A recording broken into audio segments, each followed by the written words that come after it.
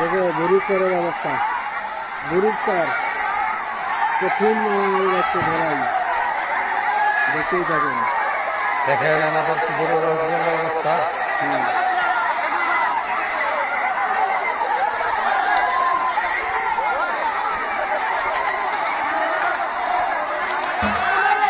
চলছে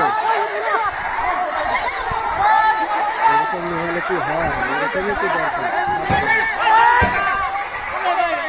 এরা কুরবানির মাংস একটু বেশি খেয়েছে, সেই গরমটা থামানোর জন্য কঠিন অবস্থা বরের চরে।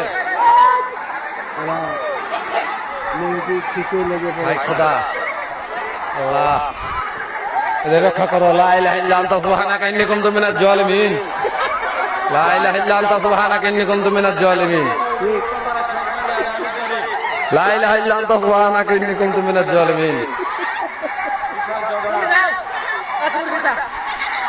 একজনে বলেছিলেন যে আমারও থামাইলে আল্লাহ কঠিন অবস্থা। আল্লাহ আল্লাহ রক্ষা করো, আল্লাহ রক্ষা করো, মাওলা রক্ষা করো। গরুর মাংসের যে ত্যাগ, সেই গরুর মাংস খেয়ে হচ্ছে কুরবানি হবে। এখন এই ত্যাগ খাওয়ানোর কোনো জায়গা নেই, এই জন্য মারামারি শুরু করেছে গরম থামানোর জন্য। কি শান্তি গো, এইরকম মারামারি না হলে কি গরম থামে?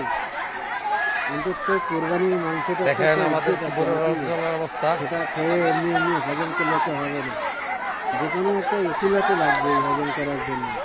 সেই জন্য এরা এই পথ বেছে নিয়েছে যে সবাই মিলে মারামারি করে কোরবানির মাংসটা হজম করতে হবে।